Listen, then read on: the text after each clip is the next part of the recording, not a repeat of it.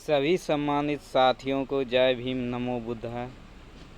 आज हम चर्चा करेंगे हिंदुओं में छुआछूत। जहाँ तक अपवित्रता की बात है, हिंदुओं में और आरंभिक या प्राचीन समाज के सभी लोगों में कोई फर्क नहीं है। हिंदुओं को अपवित्रता की कल्पना मान्य थी। यह मनुस्मृति से स्पष्ट है। मनु ने शारीरिक अपवित्रता और मानसिक अपवित्रता दोनों को स्वीकार किया है। मनु ने जन्म, मृत्यु तथा मासिक धर्मों को अपवित्रता का जनक स्वीकार किया है। मृत्यु से उत्पन्न होने वाली अपवित्रता की मार बहुत दूर तक थी।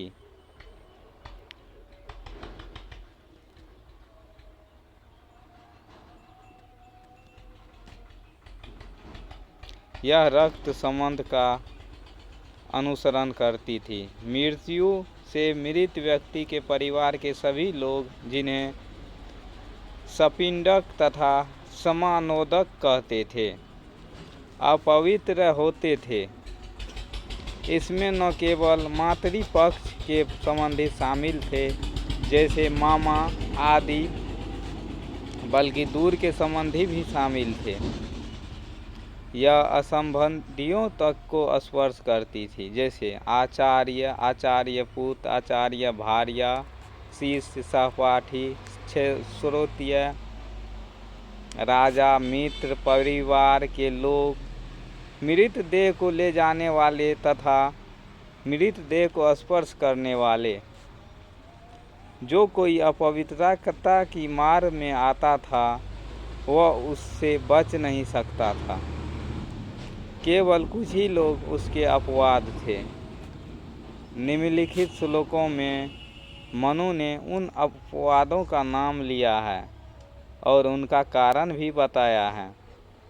अर्थ मंत्र पढ़े।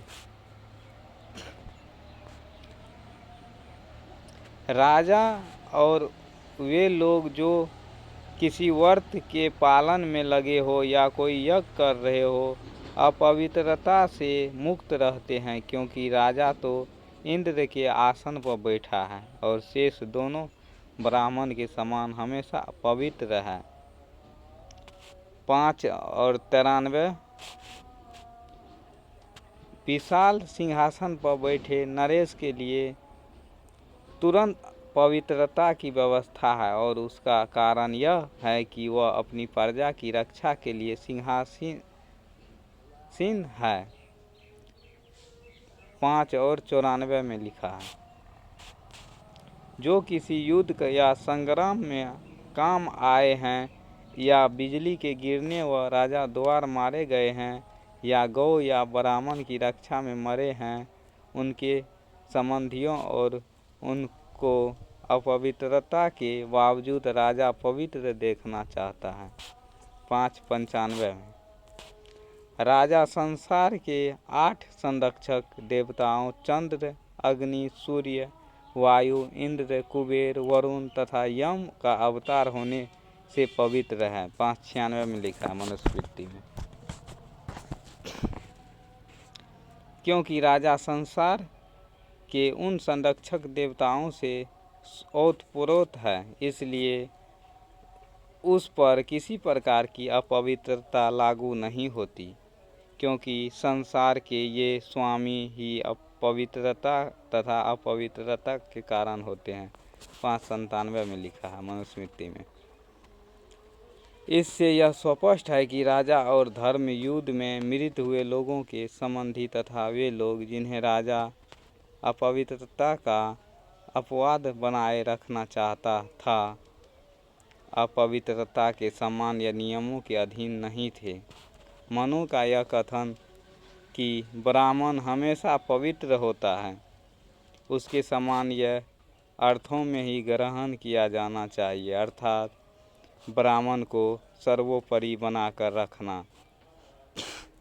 इसका यह अर्थ नहीं लेना चाहिए कि ब्राह्मण अपवित्रता से मुक्त था, क्योंकि वह ऐसा नहीं था। जन्म और मृत्यु के अलावा ब्राह्मण पर तो अपवित्रता के और भी अनेक कारण लागू थे जो गैर ब्राह्मणों पर लागू नहीं थे। मनुस्मृति ऐसे निषेधों से भरी पड़ी हैं जो केवल ब्राह्मणों पर ही लागू होते हैं और जिनका उसे पालन करना ही चाहिए।